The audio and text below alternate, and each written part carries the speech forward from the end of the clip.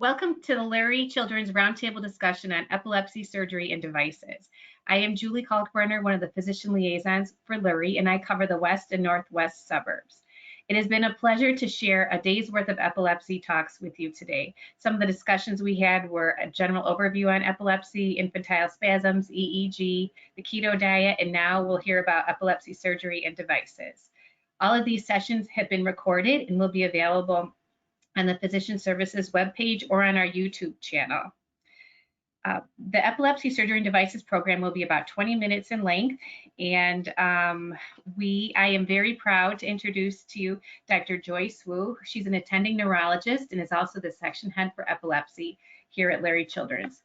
Her special interests include neurology, epilepsy, epilepsy surgery, and complex tuberous sclerosis. She sees patients at Lurie Children's Hospital. I would now like to introduce you to Dr. Wu, and I am going to make you a presenter, Dr. Wu. There you go. Thank you. Great. All right. Can we all see that? The slides, that is? Yes, all good. All right.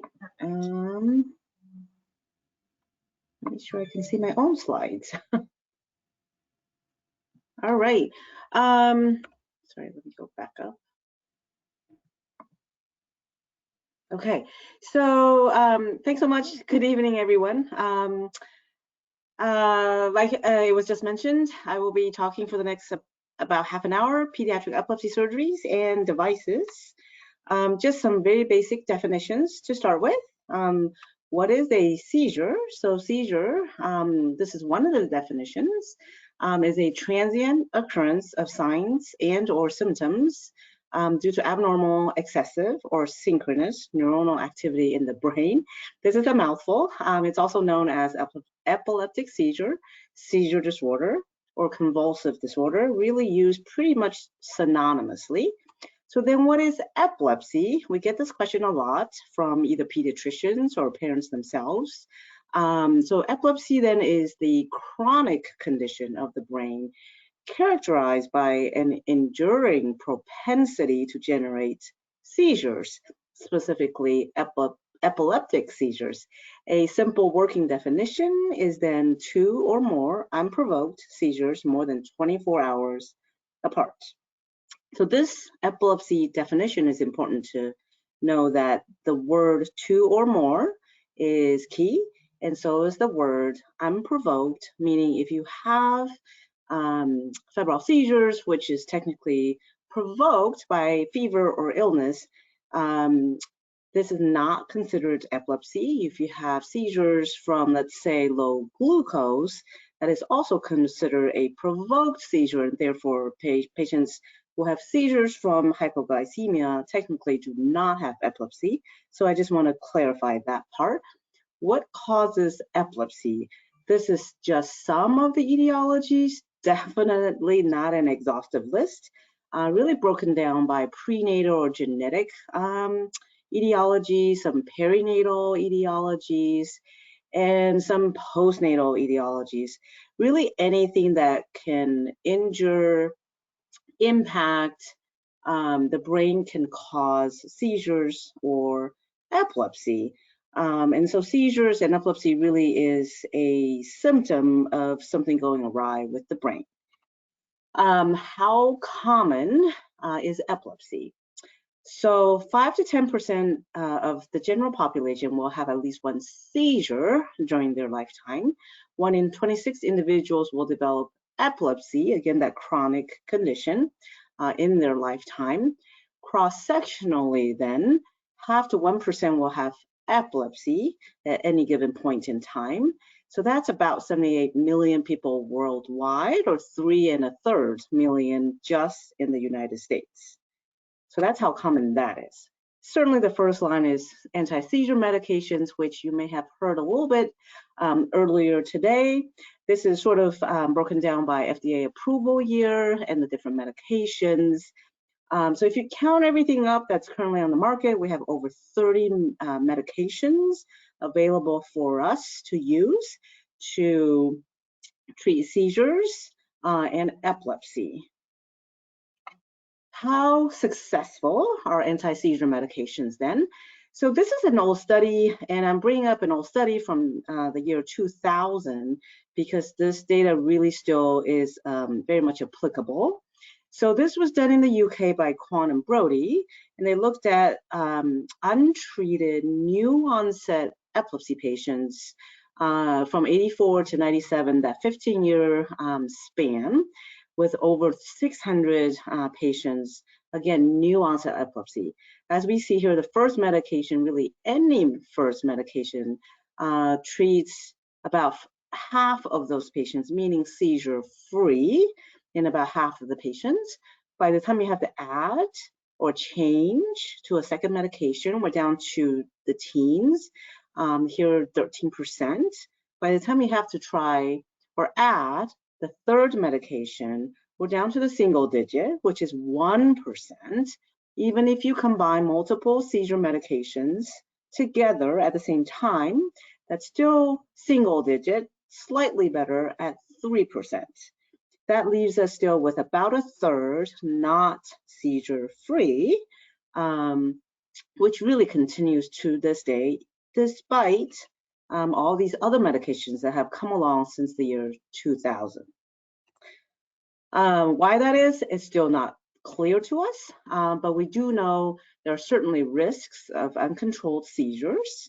Here depicted from a picture from one of my neurosurgery colleagues by microcephaly or microencephaly, really, but that really translates functionally to developmental delay or intellectual disability. The other potential highly associated risk is the risk of developing autism. The longer kids go on with uncontrolled seizures, they're more likely to develop autism as a very comorbid condition. And last but not least, the condition of sudden unexpected death in epilepsy, which is a cumulative risk. The more years, again, of uncontrolled seizures, the cumulative risk continues to go up of having sudden unexpected death in epilepsy. So that brings us to really what other options do we have when drugs fail to control seizures?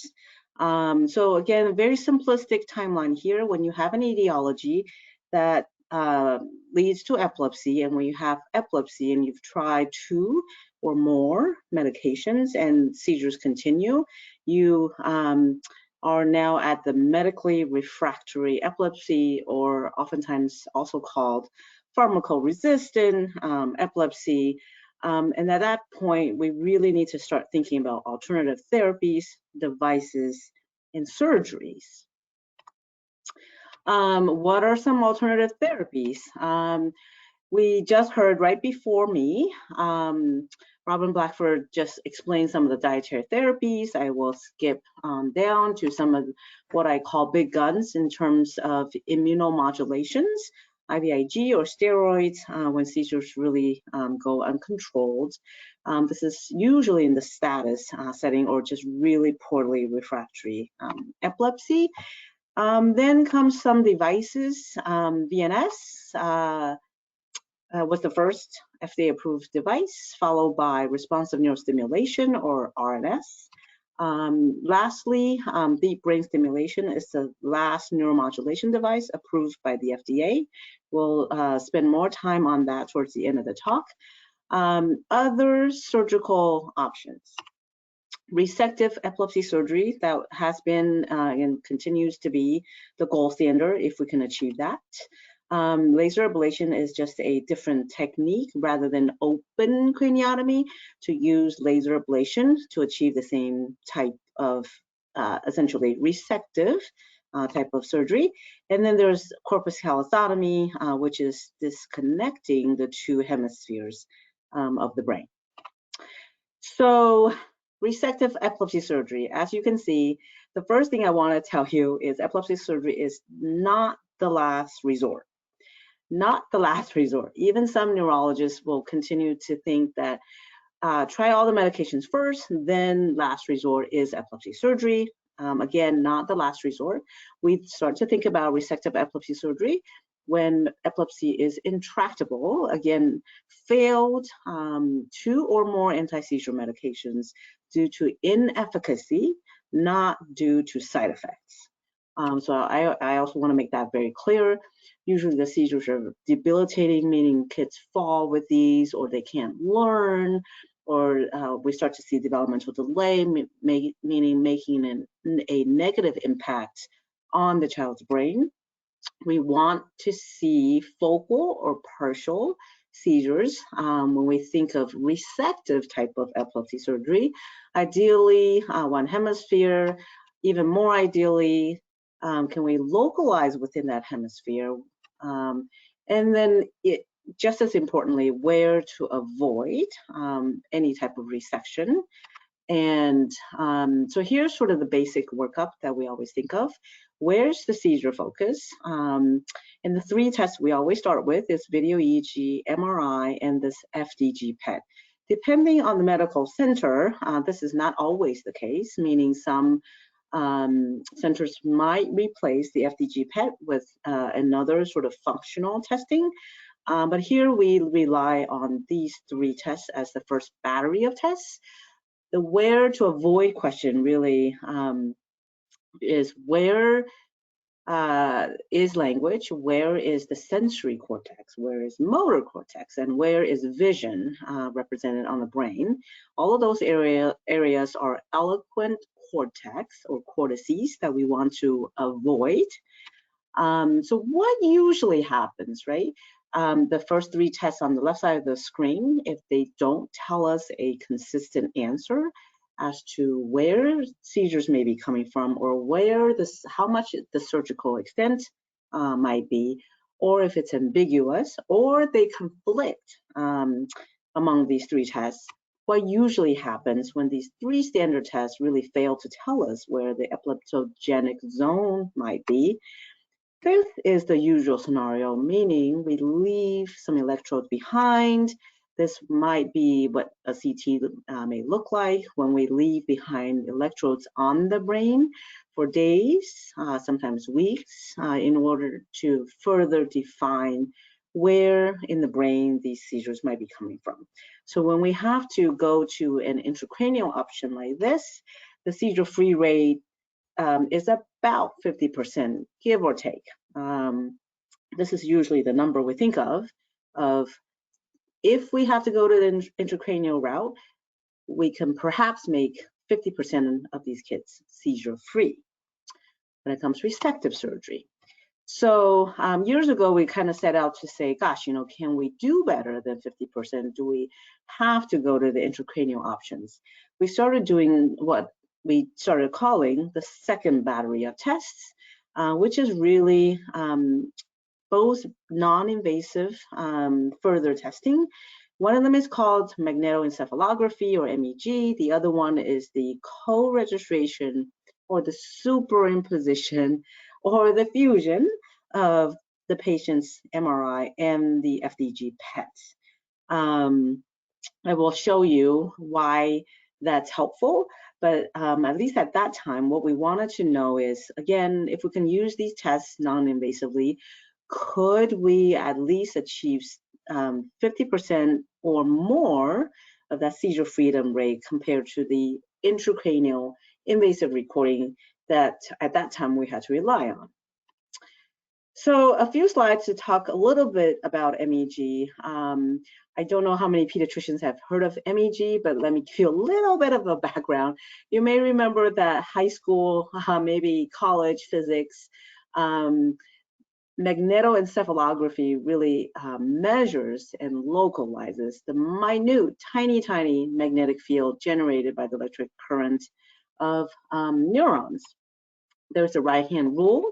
I don't know if you can see my mouse, but if this is the current represented by I with that stick, the magnetic field is perpendicular to the electric current, and the magnetic field here is represented by B. And so what MEG does is, similar to the epileptic or epileptiform discharges on EEG, which essentially, right, is a current within the brain. We look at that current, look at the magnetic field associated with that current. It goes through a lot of mathematical and computer modeling. And the end result is the MEG signal, similar to the EEG. The magnetic field then gets superimposed onto the patient's own MRI, and that's depicted here by a yellow arrow on the different images here.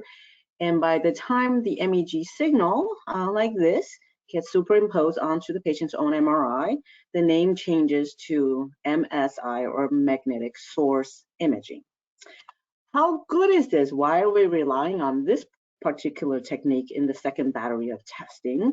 So as you can see here, this is the spatial resolution on the y-axis and temporal resolution on the x-axis.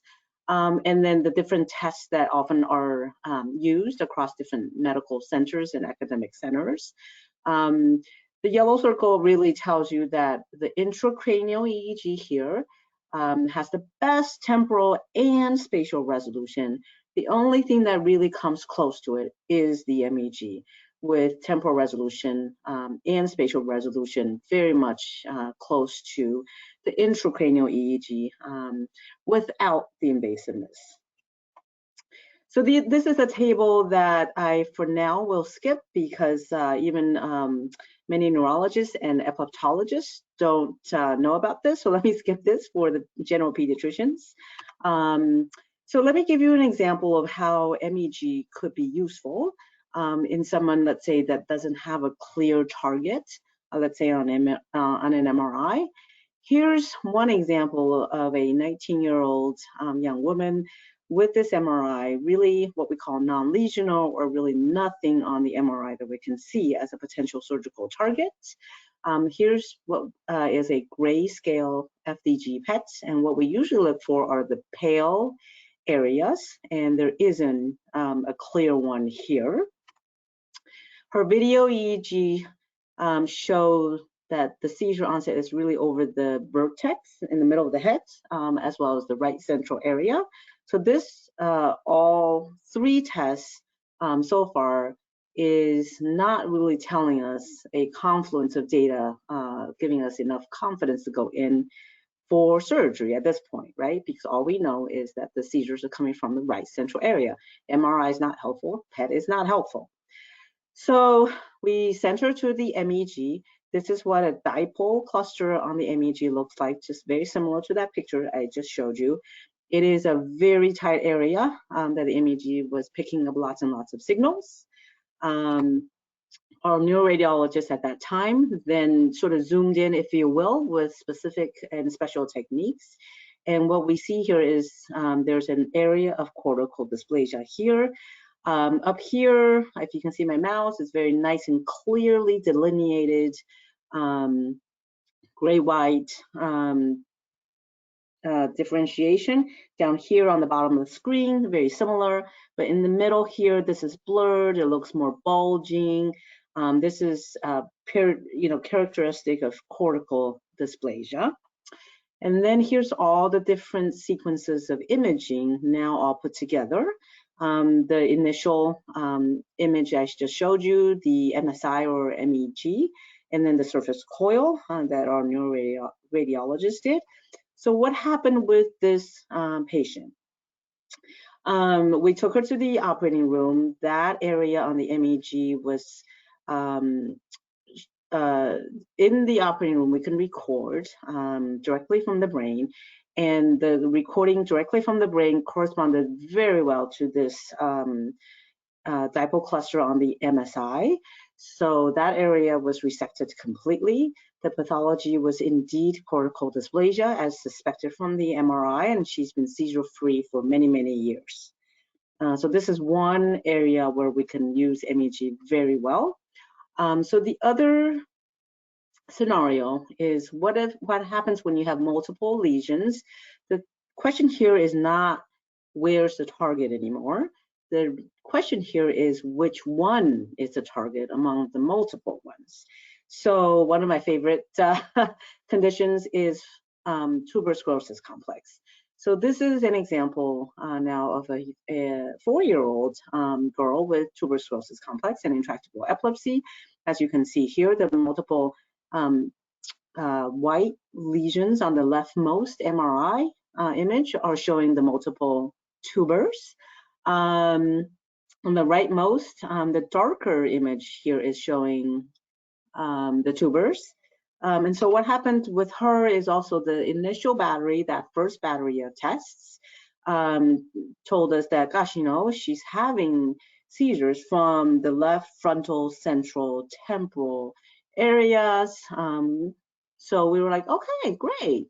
Let's look at the FDG PET. Maybe one of these tubers is the target to go after. The FDG PET here in the multiple lesional scenario is also not so helpful because, again, we look for the paler area. So this is one which corresponds to that. There are multiple other ones that corresponds to some of these smaller tubers, harder to see. This area is also pale, as well as this one back here. But we wondered, this whole area really is down, especially as compared to the other side. So why is the whole area down? And then if you look here on the rightmost image, the entire area here is also hypometabolic. So when our neuroradiologists did the MRI FDG PET co-registration with color, this is now a lot clearer that there is a confluent area that is abnormal, not just individual tubers that we saw on the MRI. Same thing here and same thing here. So what happened with this patient? We also took her to the operating room. The recording directly from the brain, or ECOG, confirmed that the entire hypometabolic area was indeed abnormal. The entire area was resected, and she's also been free for many, many years. Pathology showed the expected tubers, but even in the area where the MRI says that looks normal, that was also cortical dysplasia that was really only picked up by the FDG PET and further refined and better visualized by the MRI PET co-registration. So I showed you two examples. Here's the entire cohort that was reported. Gosh, I'm sorry, I can't see the year right now with the recording going on. But this is the entire cohort of the cortical dysplasia, meaning by using a combination of MEG and this FDG PET MRI co-registration, we were able to render 80% of these kids seizure-free after surgery. So a lot better than that 50% seizure freedom rate with intracranial recording. Similarly, with tuberous sclerosis complex, again using MSI and FDG PETs, we were able to achieve 2/3 seizure-free rate. Again, better than that 50% rate without invasiveness. So let me switch gears a little bit and talk about neuromodulation devices. So again, as I mentioned before, VNS, or vagal nerve stimulator, was the very first one to be approved by the FDA. The device sits here in the left chest, closer to the armpit, and there are wires to go to the vagal nerve in the neck, and the idea is to stimulate the vagal nerve, which has inhibitory effects on brain areas much further up, and sort of diffusely over multiple areas of the brain bilaterally. The deep brain stimulator is a different configuration, typically placed either in the left chest or the right chest. If you already have the VNS on the left chest, the conventional thing is to put the DBS on the right chest. And this is not in the neck, this is actually in the brain and actually in the thalamus. The concept behind deep brain stimulator in epilepsy is that there are certain seizure types that have thalamic involvement, and by stimulating the thalamus, could we bring about seizure reduction, perhaps even seizure freedom. And the last neuromodulation device that was approved by the FDA then is response neurostimulation. This one is also in the brain, but very specifically customized to where we think the seizure onset is from the brain, and we place either a strip over the brain or a depth electrode into the brain in case the area that's generating the seizure is deeper and not just on the surface of the brain. The device actually sits in the skull, meaning the neurosurgeon makes a little bit of space for the device to fit into the skull. A little bit of information on the VNS, again, approved in 97, so more than 20 years ago. And 20 years later, in 2017, it was approved for kids down to the age of 4. Life of the battery is anywhere from 5 to 10 years, depending on how we program it. And usually, the number we think of in terms of how efficacious VNS is that 50% of the kids with implanted VNS will have 50% or more seizure reduction from their baseline seizure frequency. VNS is, we can set it to go off periodically, and there is a way for the parents or the patients themselves to swipe the device over the left chest with a magnet, and there's a way for us neurologists and hepatologists to program that to go off as well when they swipe. So in the case of an ongoing seizure, they can swipe, and the idea is to abort that or shorten that seizure. This is the pivotal trial that actually the first author was from UCLA. So when I was in Los Angeles, we heard lots about this trial. Here are some of the results. Sorry, with this, I can't see my own screen. Okay, here we go. So this was published in 1998. At that time, the high stimulation arm achieved 28% seizure reduction compared to low stimulation arm, which achieved 15% seizure reduction. With time, we know that the longer you have any neuromodulation device, the better outcome you're going to achieve, meaning neuromodulation takes time, and with more time, you actually have better results. This particular study is entirely in kids, and so I just want to show this. 3 years, just shy of 4-year FDA-approved age, all the way up to nearly 18 years of age. At least in this study, 26% of the kids had 50% or more seizure reduction. Comparable to the adult data we just saw, there was no difference between the high and the low stimulation, at least in this study. This is the largest study that I know of.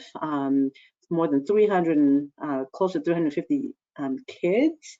Again, as I mentioned before, 6 months, 12 months, and 24 months, you continue to get that benefit with more time and more neuromodulation. A little bit about DBS. So DBS, again, is bilateral. We tend to think of it as if we cannot lateralize or localize to a certain area of the brain to resect, we often will rely on VNS or DBS. And so DBS then is usually bilateral, again, in the thalamus. There are different groups and different publications targeting the two potentially different targets in the thalamus, the anterior nucleus of the thalamus and the central median in the thalamus. Just like VNS, we can set it to program and it goes off periodically. The responder rate at 1 year was about 40. Responder rate at 1 year is about 43%, but the median percent seizure reduction at 1 year was 41%. Again, with more time, it comes up to nearly 70%.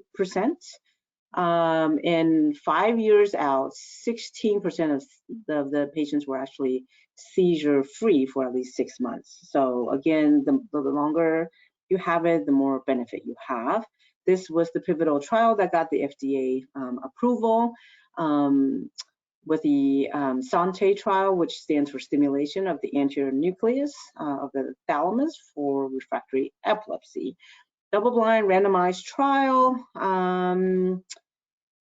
These are some of the effects. Again, at 24 months after implantation, there's 56% seizure reduction. So again, better than the medication results, and potentially better than the intracranial study results as well. This is the long-term effect of the SANTE trial. This now looks again at 1 year, 41%, nearly 70% at 5 years. Let's skip this one. RNS was approved in 2013. It remains FDA approved only for 18 and above, although NeuroPace is actually designing a trial and certainly in discussion with the FDA to design this trial to extend the indication down to 12 years and older. The main difference between RNS and VNS and DBS is that we actually get brain signal back from the strips and the depth electrode that we leave behind. And so we can essentially get brain electrical activity back to help us program. And the idea is to have the device, in essence, be trained to pick up seizure pattern before it gets bigger. And the idea is to stimulate that area once the seizure pattern starts before it gets bigger, ideally before the patient even feels it, definitely ideally before it gets to a bigger area where then it could potentially cause falls or other types of injuries. So that's really the main clinical difference between RNS and VNS and DBS. This is the pivotal trial. Marty Morrell is the first author here at Stanford. And also it went through a multi-center, double-blind randomized trial with nearly 200 patients. At 12 weeks, 38% seizure reduction. And this is the follow-up study, much longer at 9 years out. The median percent reduction is now 75%. That is actually pretty impressive. Okay, so I think I'm probably past time. So let me sum up. About a third of the individuals with epilepsy are medically refractory. Medically refractory epilepsy is highly associated with other comorbid conditions like developmental delay, intellectual disability, autism, and SUDEP, like we saw earlier. Surgical options and dietary therapies really should be considered after 2 or more anti-seizure medications have failed to control seizures. Again, we saw that any additional trials with seizure medications are in the single digits, 1 to 3%, as we saw from that Quan and Brody publication. Resective surgery with either lateralize to one hemisphere or further localize within that hemisphere, with or without intracranial recording, is 50% or higher in terms of seizure freedom rate after surgery. Advanced imaging, hopefully I've convinced you that advanced imaging can help lateralize and or localize. It could potentially help us skip the intracranial portion. It could help us better target areas for intracranial study. And at least from the 2 studies I showed you, anywhere from 2/3 to 80% seizure free with the help of these advanced imaging studies. If we cannot lateralize clearly to one hemisphere, then we often fall back to using VNS and or DBS, and at least to compare apples to apples, the 67 to 80% seizure freedom rate for resective surgery was at 2 years out. And so with DBS or VNS, at 2 years out, we're at 50 to 56% seizure reduction, not seizure free. So again, if we can find a target and have resective surgery, that's actually a better seizure freedom rate. Last, RNS, if seizures can be lateralized, but is really just too close to important brain regions to preserve, then we consider leaving behind strips or insert depth electrodes to stimulate end seizures quickly without sacrificing any of the important functions of the brain. There wasn't a clear 2-year data that I can use, so I chose the 1-year data of seizure reduction, which is at 67%. So hopefully you can see with these numbers here, surgical options are not the last resort, because just adding more medications are again single-digit seizure freedom rate, whereas really all of these potential surgical options, whether it's resection or devices, offer 50% or more seizure freedom rate or 50% or more seizure reduction rate. So again, surgical options are really not the last resort. I cannot emphasize that more. So here's not even everyone in the epilepsy center, but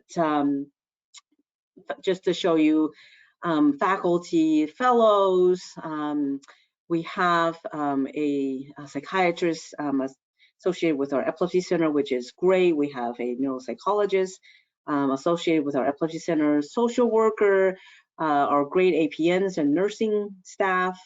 We have, as you heard earlier from Robin, our own dietitians for dietary therapies, our amazing admin staff, our genetic counselors, who are also embedded in our division to help us figure out all the genetic variations and how do we better treat them and explain them to parents, and certainly our very capable EEG techs that we can't record any video EEG or ECOGs without.